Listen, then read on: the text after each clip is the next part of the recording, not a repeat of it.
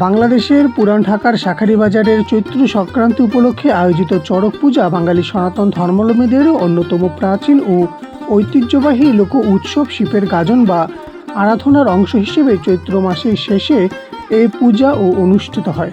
স্থানীয় হিন্দু সম্প্রদায় এবং উৎসুক দর্শনার্থীদের উপচে পড়া ভিড় পুরো এলাকা মুখরিত হয়ে ওঠে। শাঁখারীবাজারের শত বছর ধরে চলে আসছে এই চড়ক পূজা, যা স্থানীয় হিন্দু সম্প্রদায়ের লোকজ সংস্কৃতি ও সংস্কৃতির অবিচ্ছেদ্য অংশ। জনশ্রুতি রয়েছে 1485 খ্রিস্টাব্দে সুন্দরানন্দ ঠাকুর নামে এক রাজা এই প্রথম চড়ক পূজা শুরু করেন, যা পরবর্তীকালে অত্যন্ত জনপ্রিয় হয়ে ওঠে।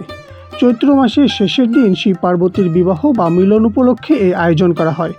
চড়ক গাছের চক্কর বা পিঠে বর্ষি গেঁথে ঘুরানো এই পূজার মূল আকর্ষণ।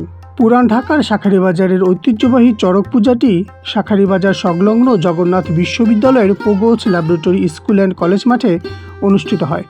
14 এপ্রিল সোমবার বিকাল 5টা 30 পুজো অনুষ্ঠিত হয়।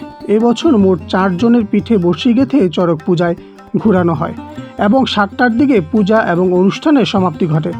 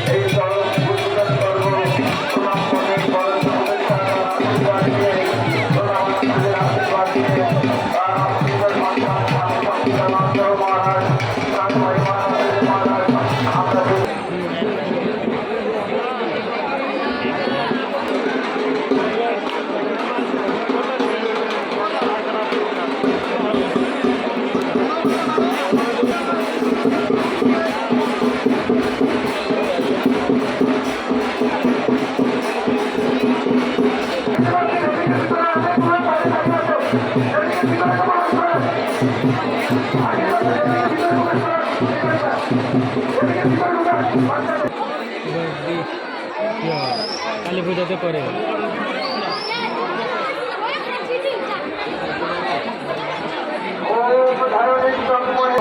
সকলের কল্যাণ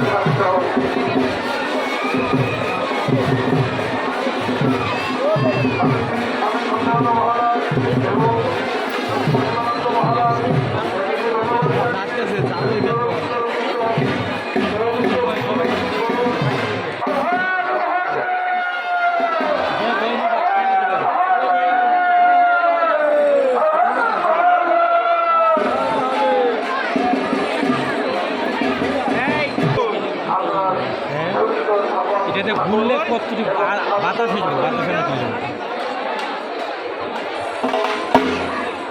দেখছেন, ডাক দেখছেন, এটা ডাকের বাইনি নাই উদি ডাক না